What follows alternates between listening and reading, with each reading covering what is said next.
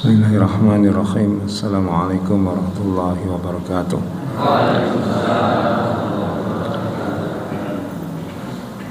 Innal hamdalillah nahmaduhu wa nasta'inuhu wa nastaghfiruh wa na'udzu billahi min shururi anfusina wa min sayyiati a'malina may yahdihillahu fala mudilla lahu wa may yudlil fala hadiya lahu. Asyhadu an la ilaha illallah wahdahu la syarika lah wa asyhadu anna Muhammadan abduhu wa rasuluh. Allahumma salli ala Muhammad wa ala ali Muhammad kama sallaita ala Ibrahim wa ala ali Ibrahim wa barik ala Muhammad wa ala ali Muhammad kama barakta ala Ibrahim wa ala ali Ibrahim fil alamin innaka Hamidum Majid. Alhamdulillah, mari kita bersyukur pada Allah.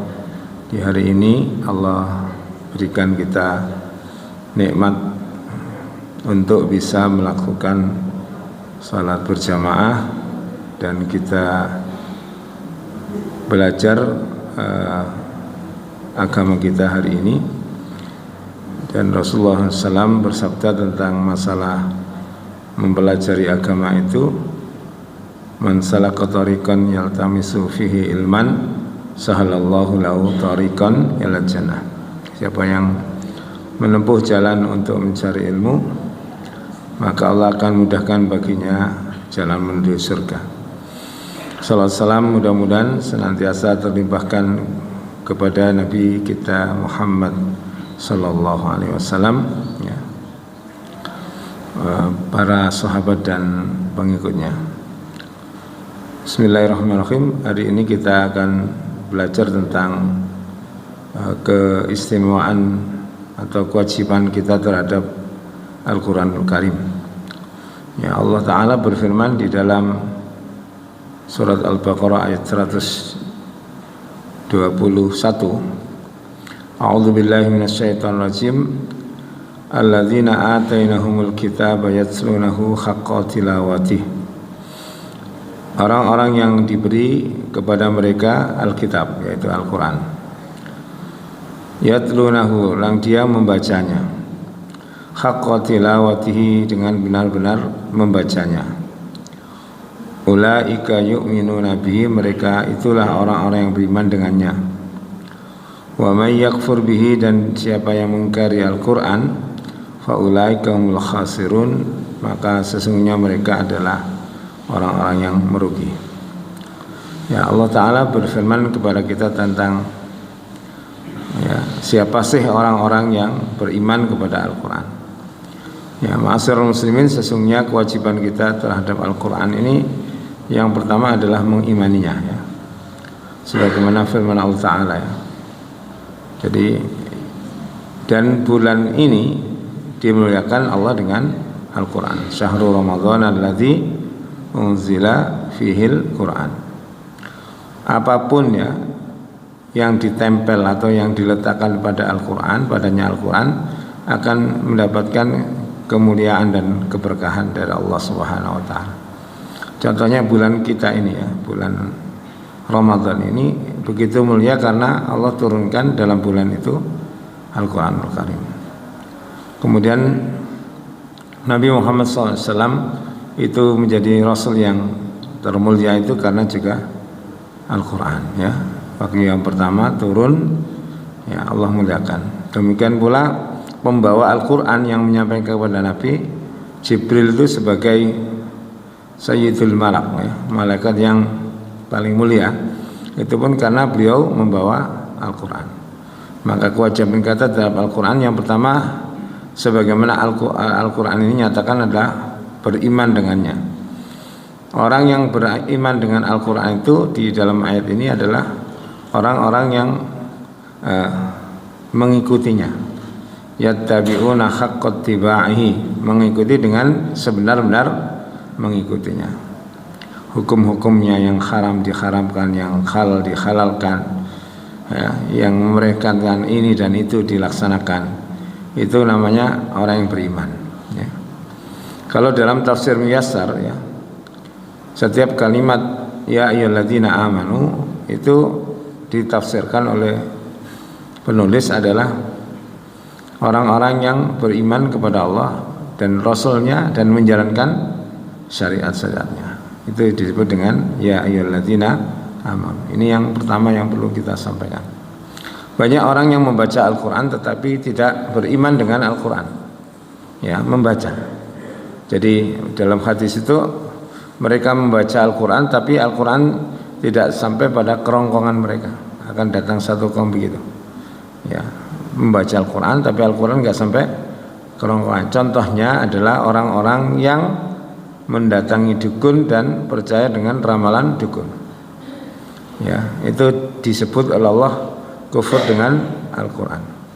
Man ata kahinan aw arrafan ya fasaddaqa bima yaqulu ya faqad kafara ila ma unzila ala Muhammadin sallallahu alaihi wasallam. Siapa yang mendatangi dukun ya au arraf itu tukang tilik ya, orang-orang yang mengaku kabar-kabar tentang sesuatu yang gaib ya. Kemudian dia membenarkan apa yang dikatakan oleh dukun itu ya, maka dia telah ingkar dengan apa yang diturunkan oleh kepada ma'unzila ala Muhammadin, sesuatu yang diturunkan kepada Nabi Muhammad. Nah, kira-kira orang semacam ini di kalangan masyarakat itu banyak apa sedikit, Pak? Banyak sekali kan ya. Makanya kita harus beriman dengan benar-benar. Jadi kalau di situ disebutkan dalam surat Al-Baqarah 121, orang yang membaca Al-Quran dengan sebenar-benar membaca itu adalah orang-orang yang ya mengikuti apa yang disampaikan Al-Quran. Itu baru disebutkan beriman ya. Jadi ini banyak sekali ya. Padahal Al-Quran menjelaskan dalam surat misalkan Luqman 31 ya, Luqman itu surat 31 ayat 34 ya, di antara 5 hal yang Allah ketahui dan yang lain tidak tahu adalah ya wa ma tabdari nafsun madza taksibu ghadan, dan tidak ada seorang pun yang tahu apa yang akan dia usahakan besok ya. Kalau kita baca surat Al-A'raf itu disebutkan di antara ciri orang yang mengatakan yang gaib itu seperti ini ya, makanya Nabi Muhammad dikatakan ya tidaklah aku mengatakan yang gaib kecuali apa yang aku diwahyukan kepadaku. Cirinya itu adalah sebagaimana Allah sampaikan, kalau orang itu tahu yang gaib ya niscaya lastaksartu minal khair wa ma massan yasu, itu cirinya. Tentu aku akan banyak mendapatkan kebaikan dan tidak pernah kena keburukan. Cirinya orang yang tahu yang gaib. Ada tidak manusia yang tidak pernah tertimpa musibah? Tidak ada. Musibah kan gaib. Jangan naudzubillah ya. Ada orang yang habis ngaji atau dari masjid pulang karena musibah. Ada enggak? Ada yang tiba-tiba di rumahnya enak-enak tidur karena rumahnya dekat jalan raya, tiba-tiba ada truk yang bertamu ya. Ya, ada. Bahkan kemarin saya dapat berita dari anak saya, ada orang meninggal gara-gara genteng jatuh dari rumahnya. Gentengnya jatuh kena pintu, perwak kaget meninggal. Enggak ada yang tahu kan? Ya, makanya kalau ada orang mengaku-ngaku apa yang akan terjadi, jenengan tes saja orang itu. Ya, jenengan kabarkan gini, lalu kemudian sambil tes. Itu benar apa? Tidak. Kemudian yang kedua, ini bulan Ramadan ini disebut Syahrul Quran karena Nabi Muhammad sendiri juga bertadarus dengan Jibril pada bulan Ramadan. Ya, kewajiban yang kedua setelah kita beriman adalah membaca. Dan membaca itu memang perlu kesungguhan, perlu meluangkan waktu. Ya, jangan mencari sisa-sisa waktu. Ya, gak mau ceblas awak dhewe. Harus memaksakan diri untuk memberi waktu kepada Al-Quran. Dan membacanya itu juga ada ilmu. Nah, namanya ilmu apa? Tajwidnya. Warattilil Quran tartila. Tajwid itu dari kata jawwada, jauh itu tajwid. Ya, artinya indah atau memperindah. Jadi kalau kita itu kalau baca Al-Quran diperintahkan untuk memperindah suara. Ya. La yufsa minna lam yataghanna bil Quran. Ya, bukan termasuk umatku kalau orang itu tidak membagusi suaranya dalam membaca Al-Quran. Maka kita perlu belajar membacanya. Ya, bagi yang belum bisa, belajar saja. Karena orang yang mau mempelajari Al-Quran disebut orang yang terbaik. Ya, orang yang terbaik. Masa awak dhewe niku isin disebut orang yang terbaik. Tidak ada kata terlambat di dalam agama ini. Kurang 1 hari mati belajar Quran enggak terlambat. Karena dia sudah melakukan sesuatu perbaikan atas dirinya. Sekalipun memang usia enggak ada yang tahu. Khairukum man ta'allamal Qur'ana wa 'allamah, gitu ya, Rawahul Bukhari. Sebaik-baik kalian adalah orang yang mau tilawah, membaca Al-Quran, mengajarkan Al-Quran dan ta'allamul Quran, belajar Al-Quran dan mengajarkannya. Maka bagi bapak-bapak, ibu-ibu, ya, mas-mas ini yang kepingin jadi yang terbaik, ajari dan mau belajar Al-Quran. Ini kalau sudah tua memang belajar Al-Quran itu sulit, Pak. Saya punya pengalaman mulangi wong tua ya, bolak-balik dibenakno ya salah. Kadang saya diam saja, Pak. Kenapa? Kalau saya betul kan terus bisa tersinggung dia, ya. Nanti saja kita ulangi, ya. Saya gilir baca satu-satu, ya. Karena harus telaten. Beda dengan anak-anak, ya. Ada pepatah yang mengatakan kalau seorang itu belajar di waktu muda kayak mengukir di batu, Pak, ya. Gitu. Kalau belajar di usia tua kayak mengukir di mana, Bu? Di air. Ong air kok diukir, ya. Yang balik mana, ya? Nah, tapi jangan kemudian kita patah arang untuk belajar. Ya, ada banyak. Saya ketemu orang itu belajar Al-Quran, ya, termasuk guru saya itu usia 40-an tahun baru belajar Al-Quran. Dan beliau banyak hafal ayat, tapi nggak bisa fasih seperti yang belajar kecil, ya, nggak bisa mengucapkan ainnya nggak sempurna. Tapi beliau paham betul, hanya kurang fasih. Ya. Dan kalau kita ini mau belajar Al-Quran, apa yang kita dapatkan? Al-Quran itu diturunkan Allah untuk penawar bagi kita dan rahmat. Di antaranya dalam surat Al-Isra itu wa nunazzilu minal Qur'ani ma huwa syifaa'un wa rahmatul lil mu'minin. Dan kami turunkan Al-Quran ini yang ada di dalamnya syifa. Syifa itu obat. Obat apa Al-Quran? Obat kedua-duanya kata Imam Ibnu Qayyim. Obat fisik juga obat hati, ya. Apa namanya? Sifaun lima fis sudur. Obat di fisik bisa kan penyembuhan fisik bisa. Bisa. Di dalam kisah-kisah penyembuhan ruqyah dengan Al-Qur'an itu disebutkan. Ya, di dalam tafsir Ibnu Katsir di pembukaannya itu misalkan ada sahabat yang meruqyah orang dengan Al-Fatihah. Waktu itu belum diajari Nabi. Dia melakukan perjalanan di tengah padang pasir, kemudian mau menginap di satu suku di situ. Ditolak, nggak boleh kalian. Lalu kemudian mereka pun para sahabat rombongan ini yang menginap di tengah padang Sahara. Nah, setelah menolak itu kepala sukunya kena sengat kala sengking. Maka kemudian datanglah mereka kepada rombongan sahabat. Loh, kalian kan yang menolak kami bertamu di kampung kalian. Ya betul, gitu. Kepala suku kami kena sengat kala jengking, nggak ada yang bisa ngobati. Lalu dia mengatakan, ya kita coba obati. Lalu apa yang kami dapatkan? Ya nanti saya kasih kambing. Ngasihnya berapa? 30 ekor. Jadi ruqyah dengan Al-Fatihah. Setelah itu langsung sembuh. Lalu mereka pulang ke Madinah. Kambingnya itu tidak berani dimakan mereka karena belum jelas hukumnya. Ruqyah kok dibayari kambing, boleh tidak, halal nggak ini? Akhirnya tanya Rasulullah dan Rasulullah memperkenankan itu. Rasulullah juga pernah sakit dan beliau meruqyah dengan Al-Quran. Lalu di tempat sakitnya yang kena kalajengking itu disiram air bercampur garam, misalkan itu.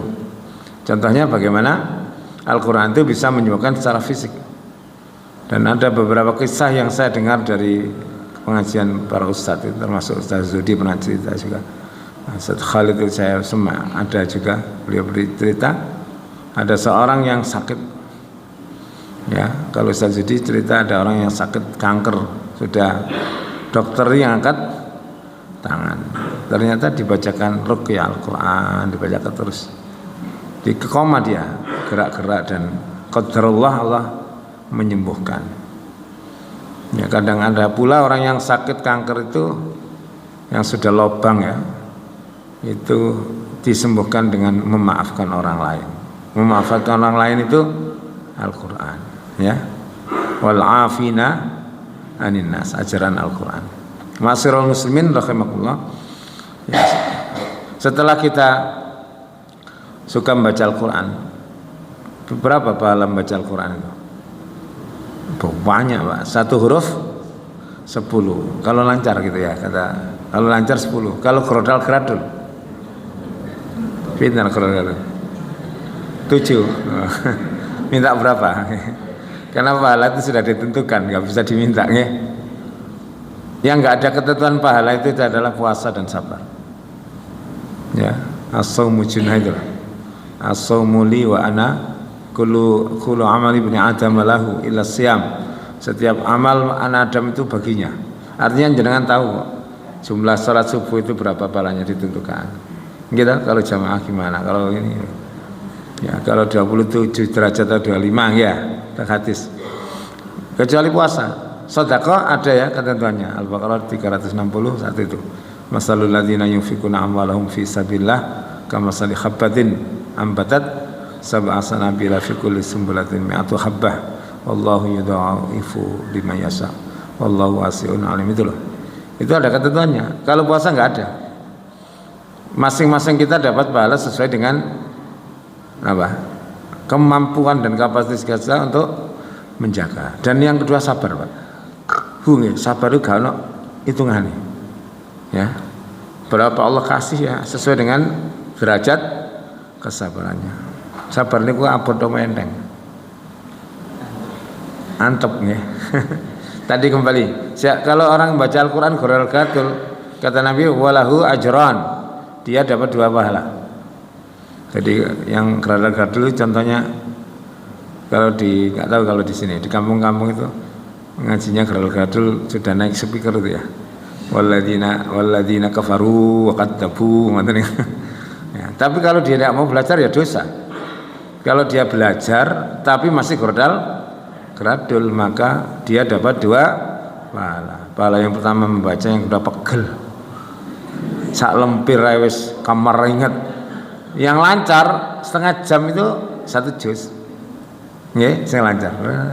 Itu sedang itu. Kalau orang yang baca Quran copot kan ada ya. Itu seberapa jam setengah juz. Dia dapat 1 lempir sudah minum beberapa kali. Ya. Apalagi kalau zaman saya kecil dulu, kalau baca Quran itu guru ini kau perang Pak, nggak ada guru gak kereng ya biar nih, mesti kereng kabeh ya. Gitu Pak, ngaji kan ngoten. Jalin tas. Saat ini dilepon polisi nih ngoten nih. Ya. Tapi orang-orang dulu saya lihat dengan pendidikan yang keras itu kok jadi orang baik-baik yang banyak ya. Kalau hebat betul. Bahkan gurunya ibu saya di pondok itu orang kalau dengan anak yang pintar, kalau dengan anak yang bodoh sabar. Singkat adalah kuali apa ya? Kalau dengan anak yang bodoh kereng, anak pintar sabar. Beliau enggak. Kalau dengan yang pintar orangnya luar biasa. Untuk apa ya Pak? Supaya betul-betul lebih sungguh-sungguh. Ada yang ketika Pak Yai menjawab satu pertanyaan itu, saya diceritani, dibantah kiainya Pak. Zaman biar nak gak oleh ya, kiainya dibantah, langsung diusir dari pondok. Pulang. Jadi kiai di rumah. Jadi betul Pak. Ngoten ngusir iku dadi kiai aja minggat kon gak tak barokah ilmu ning ngoten. Ya kayak saya sudah saya pernah baca. Saya sudah tahu kan ya Imam Masjidil Haram yang kalau ngimami dikawal itu ya itu beliau itu makal cilikane Pak. Ada tamu bertamu makanan dikasih pasir ya. Wes nakal sampai ibunya marah dan diusir dari rumah. Keluar kamu dari rumah, pulang. Apa? Jangan pulang. Jadilah imam Masjidil Haram. Jadi, ini ngusir ngoten ngusir nggih. Mu minggat kan udah di dokter nek semule ya. Gitu. Nah, minggat kan dadi apa mbambung temen lah men ya. Ya. Ini berarti di dalam marahnya ada doa. Ada doa, tetap orang tua harus berdoa. Yang berikutnya adalah memaknakan, mentadabburi Al-Qur'an. Ini kewajiban ya. Ini yang mendorong kita punya banyak ilmu. Ya. Jadi Allah Ta'ala berfirman dalam surat Qamar itu diulang 3 kali itu, walaqad yassarnal Qur'ana lidzikri fahal mim mudzakir. Dan kami telah mudahkan Al-Qur'an ini bagi orang yang mau mempelajarinya, dimudahkan. Maka jenengan lihat Al-Qur'an ya. Al-Qur'an itu dibaca orang mana saja. Ya Al-Qur'an bunyinya, Pak. Dialek Arab. Ya. Kalau saya punya teman Maduranya medok pokoknya. Nggak jauh medok lah. Nggak tahu Madura Pak. Kalau mau bahasa Indonesia ketok Madura nemen ngoten Pak. Dodol sate nih, imam masjid. Kalau sudah baca Quran nggak kelihatan Maduranya Pak. Didengar itu enak gitu baca. Nah, jenengan dengar ya. Kalau orang itu apa Manado apa apapun, kalau ngomong bahasa Indonesia mesti ketoro. Wong Sumatera ya ketoro. Ndak kemana? Ini kan Sumatera ya. Nah, kalau sudah bahasanya kagok kayak Batak, ya, Madura kelihatan, Sunda juga begitu, Jawa juga begitu. Tapi kalau sudah baca Al-Quran, kayaknya sukunya hilang, ya, karena Al-Quran ini lahjanya di lesan itu dimudahkan Allah Subhanahu wa Ta'ala. Pernah tahu orang boleh baca Quran? Buka aja YouTube Bu, keangel-angel ya. Itu nanti kelihatan sudah tidak boleh nanti kalau sudah. Kok enak ya Cina baca Quran ya ada perbedaan sedikit banyak tapi rata-rata sudah tidak bisa dikenali itu Al-Quran isakno sak maknane penting itu ya. Kalau kita itu seorang yang mukmin beriman pada Al-Quran itu berlaku di dalam diri kita seperti surat Al-Anfal ayat 2 ya, innamal mu'minuna idza dzukirallahu wajilat qulubuhum. Sesungguhnya hanyalah orang-orang mukmin yang sesungguhnya itu apabila disebutkan asma Allah bergetar hatinya. Muncul rasa harap dan takut. Kalau dia hendak maksiat maka dia berhenti dengan disebutkan nama Allah. Gak tambah muring-muring ya. Katanya Ustadz yang pernah di Timur Tengah itu. Orang sana itu kalau marah disuruh sholawat Pak. Muring-muring. Sallu ala Nabi. Ayo mau selawat, menang ya Pak. Coba nek teng mriki dicoba mau wong muring-muring tukaran. Sallu ala Nabi. Coba sama coba ngoten. Nek terus ya berarti gak makan wong Indonesia itu ya. Kalau Nabi mengajar kita dengan membaca ta'awudz misalkan, nggih. Jadi dimudahkan oleh Allah Taala. Makanya jangan kita mengatakan angel, mudah belajar Al-Qur'an. Karena Allah yang memudahkan. Allahumma la sahla illa ma ja'altahu sahlan. Ya Allah tidak ada yang mudah kecuali apa yang Engkau mudahkan. Makanya kalau misalkan lidah ini agak kayak keluar dari ikatannya, baca doa saja, doanya Nabi Musa, Rabbi shrahli sadri wa yassirli amri wa hlul 'uqdatam min lisani yafqahu qawli. Rabbi shrahli sadri, ya Allah mudahkanlah bagiku, lapangkanlah bagiku dadaku ini. Dada yang lapang itu ya pemaaf, tidak mudah gentar, tetap teguh dan seterusnya. Sering merasa bahagia. Sering mana bahagia masih sama susah? Sering bahagia kan kita. Urip kok sering susah, ngono ya gak gelem mati nih. Wis melarat susah, loro-loron, dikongkon mati gak gelem, kan aneh ya. Ya mudah-mudahan kita ini mati dalam keadaan yang menyenangkan ya. Kenapa? Kalau jenengan senang, rindu Allah, enggak takut, itu kan orang mukmin. Wong ketemu Allah kan mesti senang. Tapi lewat mati dulu. Ya, kalau mau ketemu Allah harus mati dulu. Ya. Jadi itu yang belajar maknanya. Ini butuh ilmu juga dalam mempelajari makna. minimal bahasa Arab. Kalau yang mendalam bisa balaghah, mantik dan batiknya itu. Ilmu balaghah itu dipelajari, ilmu sastranya. Karena dalam Al-Qur'an itu banyak kandungan ilmu sastra, ya. Ya. Dan juga ilmu-ilmu yang lain yang bisa mendukung pemahaman kita terhadap Al-Qur'an. Ilmu pengetahuan yang kita kuasai saat ini itu sangat mendukung dalam menjelaskan arti-arti Al-Quran. Misalkan ilmu biologi, ilmu fisika, matematika, itu sangat mendukung, Pak. Karena Al-Quran kadang juga mau menyebutkan angka-angka, maka orang yang pinter ilmu waris kharaid pasti pinter matematika, Pak.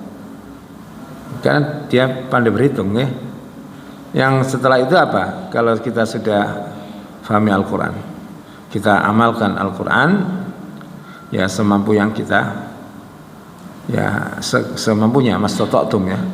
Nah, oleh karena itu ada kisah ya, mungkin sudah sering terdengar di kalangan kita warga Muhammadiyah itu tentang pengajaran Al-Quran yang dilakukan oleh Kiai Dahlan. Sing diulang surat apa? Al-Maun, balak-balik dibalan-balik sampai apal-pal santri ini.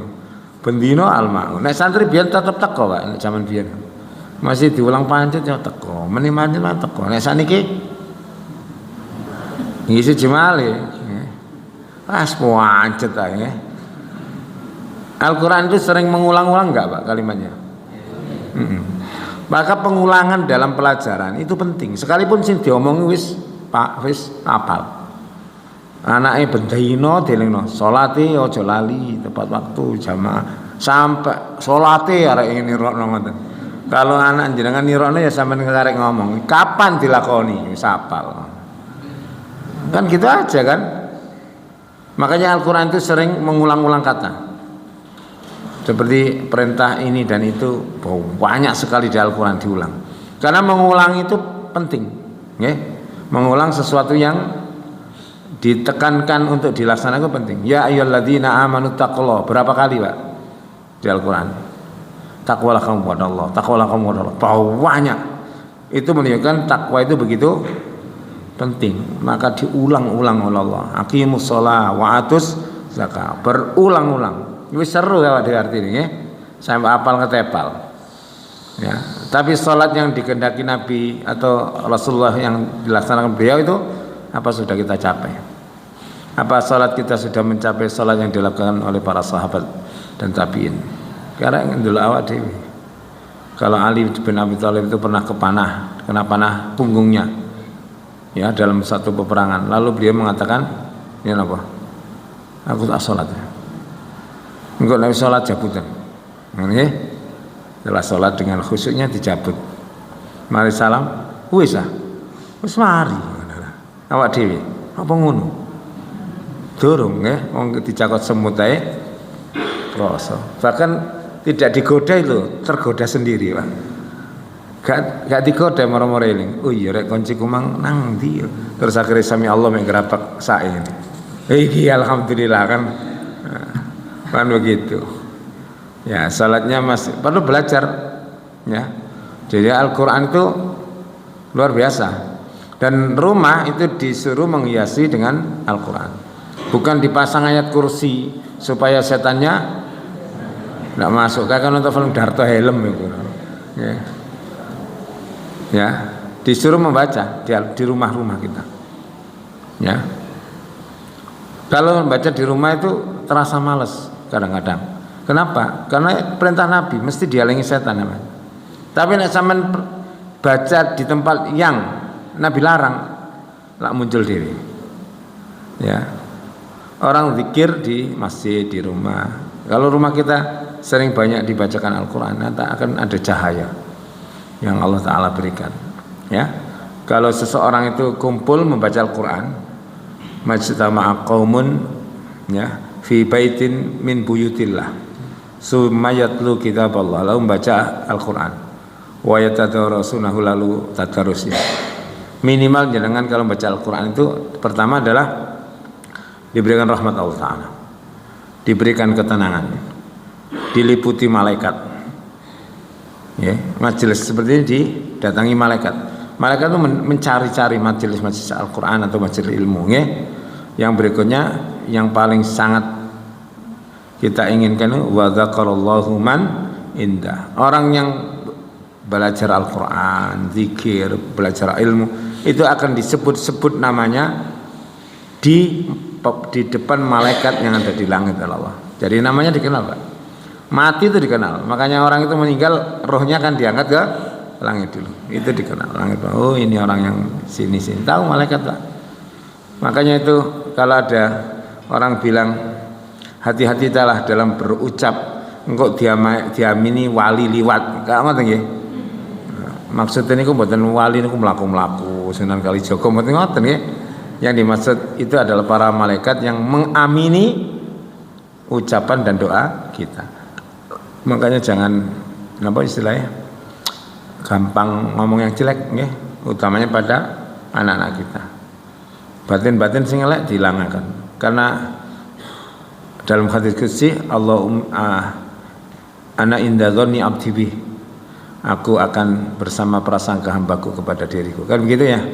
Maka kita yang baik-baik saja nggih. Berprasangka yang baik-baik terutama kepada Allah Subhanahu wa taala sekalipun kelihatannya takdir itu jelek. Ya. Karena orang itu diberi sakit itu menurut dia jelek. Bisa baik menurut Allah taala. Pada hakikatnya. Kenapa? Orang sakit itu saya lihat itu banyak zikirnya daripada tidaknya. Ya. Loro untu gak mari-mari oleh wiridan. Astagfirullah. Barang sehat terus. Mangan lho bismillah lali kadang-kadang. Ya. Ada yang masih kadang-kadang saya ngaji itu masih ada yang suka berbuka dengan tangan kiri, Pak. Padahal stiring nggih. Mangan soto misalnya. Soto ning tangan kanan, kerupuke tangan kiwa. Itu gak oleh ngoten niku. Nek lho tak ngomong. Mangan ote-ote nggih. Nggih, Bu. Di sini tuh ote-ote dengan kurma itu laris kurma kalau takjil, Pak. Laris ote-ote. Sama ya. Padahal hadis kok kon kurma. Tapi tetep ote-ote. Senengan kula kok Gusti lah napa. Kurma kan panganan wong Arab ya. Kalau saya itu ya kurma dulu, Pak. Saya dulu kan kurma ada kurma, air putih baru yang lain. Tapi kalau tinggali kurma sak piring gak enten teh. Padahal sukari lho ini. Kan enak kalau sukari ya. Ya, mungkin mintanya ajwa, Pak, orang-orang. Ya. Lu enak mana ajwa? Kurmanya Nabi itu ya, yang warnanya hitam. Kalau saya lihat di internet itu ada yang sekilo 250 300 ya. Yang terakhir setelah kita amalkan Al-Maun waktu itu beliau tanya, "Yai, niki kok Al-Maun tau terus sih sampai apa lah dia?" Terus pertanyaan beliau, "Wis kono amalno ta?" Dereng amalno sik gak tak pindah. Memang begitu para sahabat dulu belajarnya. Belajar sedikit diamalkan, belajar sedikit diamalkan. Ya. Makanya saya perhatikan orang-orang dulu itu ya amalnya kuat-kuat, Pak, rata-rata. Ya termasuk orang-orang tua-tua kita. Amalnya kuat. Kalau sekarang ngajinya kuat, bacanya bagus-bagus anak-anak. Betul, Pak ya? Sampai ada yang hafal Quran subuh digugah angel, Pak. Itu kan aneh, Pak. Hafal Quran tapi subuh gugah. Tangi subuh. Wah, ini mami loh. Enggak, harus mari. Jangan sampai gitu. Jadi harus seimbang antara Al-Quran dan amal. Ya. Yang paling aneh itu hafal Quran kejinan itu ada, Pak. Kok iso ya ditinggoni Quran ya jin itu. Ya ternyata ditanya-tanya yang salah amalnya tidak sesuai Al-Quran, bukan hafalannya. Kenapa? Dia sebelum baca Al-Quran wirid tertentu supaya cepat hafal. Dan wirid itu kemudian mendatangkan golongan jin. Hafal ya. Dibacakan Al-Ghoro masih awal sudah geblak. Padahal dia hafal Al-Quran mau jadi pegang geblak ya. Nah ini contohnya ya. Nah, yang terakhir adalah mendakwahkan Al-Quran, mengajarkan Al-Quran kepada orang lain. Itu harus punya semangat, jangan yang bisa-bisa Al-Quran. Kalau ada bapak-bapak atau ibu-ibu yang nggak bisa, ya ditawari, jangan purun ngaji kali kula. Ya, enggak apa-apa muridnya 2 atau 3, enggak apa-apa. Karena Allah tidak pernah melihat jumlah. Yang dilihat adalah amal, nggih. Faman ya'mal misqala dzarratin khairan yara tasarra yara. Itu yang dilihat Allah. Maka semangat jenengan di Masjid Ar-Rahmah ini termasuk tidak peduli berapapun jumlah jamaah yang hadir kegiatan itu. Nanti Allah yang noto sendiri itu. Sama dengan jenengan kalau mau beriman dan beramal saleh, Allah akan berikan dia kehidupan yang baik. Walanuhyiyannahu hayatan thayyibah. Di surat An-Nahl ayat 97. Itu insya Allah kalau jenengan tetap beriman, amal soleh, nanti Allah yang menata semuanya. Kayak hidup saya, hidup jenengan ditata Allah Ta'ala. Jenengan punya cita-cita ini dan itu ternyata tidak begitu penataan Allah, atau sama dengan yang jenengan rencanakan, bisa jadi. Nah, jadi mendakwakan Al-Quran kepada orang lain ini sebuah kewajiban. Yang punya ilmu kewajibannya mengajarkan ilmu. Yang belum punya maka kewajiban beliau apa? Belajar. Jangan sampai punya semangat ada orang yang nggak mau belajar. Ada teman saya guyonannya, mau aku nggak mau belajar agama apa ruake ngare. Ini gak oleh wis gak belajar. Nah, sebenarnya ilmu itu apa? Menjaga panjenengan semua. Ilmunya. Orang itu kalau ilmunya mantep, puasanya mantep, baca Qur'annya mantep. Kenapa? Karena dia tahu, apalagi tahu artinya, mantep banget, ya. Maka yang sudah lancar itu kabar gembira dari Rasulullah, orang yang membaca atau mahir dalam Al-Qur'an ma'akira min salafa ma'a kiramati safaratil bararah, bersama para malaikat nanti yang lancar. Dan kalau panjenengan punya anak yang menjadi tak hafid Quran, hafid atau hafizah, maka kabar gembira juga oleh Rasulullah, panjenengan bisa akan diberikan mahkota di surga. Ya, kalau ada yang begitu, mudah-mudahan anak-anak kita ada yang seperti itu. Ya, penghafal Al-Quran, tapi sebenarnya dalam Al-Quran, dalam hadis bukan penghafal Quran bahasanya, hamil Quran. Ya, hamil Al-Quran, ya, hamil. Tahu hamil Bu? Jenengan tuh gembol Al-Quran. Qurannya di mana-mana di bawah. Makanya orang menghafal Quran masuk WC nggak apa-apa. Ya, yang penting gak diwoco. Sama dengan HP ini, ada aplikasi luarnya nggak apa-apa, yang penting gak di on, ya.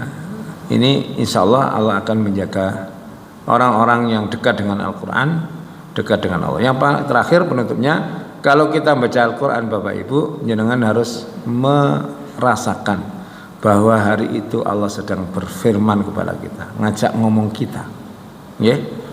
Makanya kalau baca sayogianya ini ada artinya. Kalau jenengan belum tahu, ya, jadi ngajak.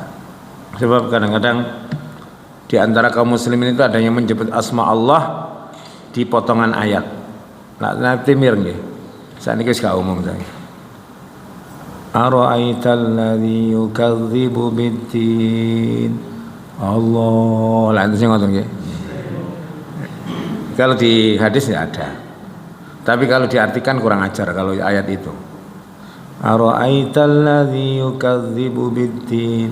Tahukah kamu siapa pendusta agama itu? Allah. Nah, agak kurang ajar ah. Fadzalikal ladzi yad'ul yatim. Ya kurang ajar bisa nih. Makanya dadi wong nek gak ngerti niku bahayanya nih. Ojo melok, ayo melok Allah kalau meneng ae. Kalau gak gelem bolane. Alasan saya satu, tidak ada sahabat-sahabat begitu. Dua, tidak pernah ada dalil. Ya. Terus apa eleki ngene dalile ngoten. Eleki nek gak tepak niku. Sama dengan mau berdoa itu loh Pak. Berdoa itu doanya Nabi Adam, istighfarnya Nabi Adam. Itu nek sampean amini keliru ya bahaya. Sampeyan eling-eling nggih Pak Bu nggih. Pokoke donga niki amine terakhir. Kalau ada orang doa, Rabbana dzalamna anfusana wa illam taghfir lana wa tarhamna lanakunanna minal khasirin. Baru amin. Nek sampean potongane amblas sampean. Rabbana dzalamna anfusana. Ya Allah, kami menganiaya diri kami sendiri. Amin. Wa illam taghfir lana, jika engkau tidak mengampuni kami ya Allah. Amin. Kok disepuro ta diamini. Wa tarhamna, dan engkau tidak merahmati kami ya Allah. Amin. Lanakunanna minadz zalimin. Tentu saya orang zalim. Amin. Aduh bahaya ini. Yang lain itu alhamdulillah benar ya. Penggalannya itu Ya benar. Misalkan Rabbana Afrik alana sabran, amin. Wasabbit aqdamana, amin, pas ya. Ya Rabbana atina fid dunya hasanah, amin, pas. Barang kene donga situk niku hati-hati nggih. Rabbana dzalamna anfusana wa illam taghfir lana. Aminnya terakhir. Kalau sampeyan amin 4 kali ngoten niku dadine. Ya. Ini menunjukkan begitu pentingnya mengerti makna. Ngerti ya? Memotong ayat juga harus ngerti makna. Sekalipun jenengan nggak ngerti ilmu tajwid tentang ibtida ya, wakaf, tapi tahu artinya nggak akan keliru mutusnya. Karena dia tahu artinya. Maka bacaan-bacaan kadang-kadang di murattal itu tidak ada tanda wakaf, berhenti syekh itu. Tapi artinya pas. Ya, makanya itu perlu pemaknaan yang kita kuasai. Dan kalau tidak mengerti, hendaklah kita tanya pada ahlinya. Nggih. Di dalam Al-Qur'an ada bacaan gharib. Ada bacaan gharib, tapi tidak banyak. Gharib itu asing, Pak. Seperti ana tulisannya dibaca ana pendek. Seperti misalkan majroha dibaca majriha. Hanya satu itu yang wajib. Yang lain menurut para ulama qiraah tidak mengapa dibaca tetap atau dibaca imalah. Ya, misalkan wadduha boleh dibaca wadduhi wal laili idza saji ma wadda'aka rabbuka wa ma quli. Kalau ngimami begitu kudu ngerti makmum mereka ngono pekikian ngene. Nggih. Guyu ya. Saya punya teman masih ingat saya diimami karena di jamaah di pondok sudah selesai, salat di kamar sendiri dengan teman-teman termasuk saya. Ngoten niku maca Yasin tok, gak kurang ajar. Waladhdallin, amin. Enggak apa-apa secara hukum. Yasin. Kita kan sudah siap-siap. Oh, suwe kira ngoten iki. Allahu Akbar ngoten. Ya boleh, tapi kenemenan masa maca Yasin tok. Anak-anak pondok kan gitu. Ya, saya kira ini yang bisa saya sampaikan, kewajiban kita terhadap Al-Qur'an, dan kita dimuliakan Allah Ramadan dengan Al-Qur'an, dan Allah memuliakan kita kaum muslimin dengan Al-Qur'an pula. Dan juga mudah-mudahan Al-Quran sebagai penawar bagi kita dan rahmat, petunjuk dan hidayah bagi kita semua. Dan mudah-mudahan anak-anak kita suka belajar Al-Quran. Makanya kudu dioprak-oprak. Dioprak-oprak. Sebab kalah dengan ini loh Pak. Sing tuwae kalah kok. Apa mana sing enom. Ngaji loh sing dolan HP lapo perlu diteko yo. Ada ndak? Jumatan lah ada yang buka HP. Saya di Almanar. Kula tegur leren dilu mulai maneh. Lapo teko-teko. Tapi nggih enten sing tenang tapi turu mulai Jumatan sampai akhir. Nggih, enten ya. Dan saya pernah di Pondok Al-Fatah ya. Itu ada anak itu ngentut lho gak ero, saking lenggere. Di depan saya Jumatan. Langsung komat, Allahu Akbar, Allah ngatek kono. Mau ngentut. Waduh. Iku sange khusyuke. Makanya orang tertidur itu macam-macam sebabnya. Mungkin terlalu tenang hatinya, bisa jadi. Arek pondok niku lak tenang-tenang hati nih. Antri adus iso turu. Sing nanti mondok ya. Di Gontor teman-teman jaga cerita. Nyakot sikat ya. Karo nggawa mboten. Anduk kalian apa? Sabun. Antri saged turu, Pak. Ngono wong barat niku. Jangan turu sampai ngombe obat penenang, obat tidur ada pondok wis. Ngadeg iso turu. Berarti mutmainnah. Saya kira cukup ini, mudah-mudahan bermanfaat. Mudah-mudahan dosa-dosa kita selama ini diampuni Allah, amal kita diterima oleh Allah, dan keluarga kita diberikan keamanan, keselamatan, mawaddah, sakinah, warahmah. Subhanakallahumma wa bihamdika asyhadu an la ilaha illa anta astaghfiruka wa atubu ilaik. Wassalamualaikum warahmatullahi wabarakatuh.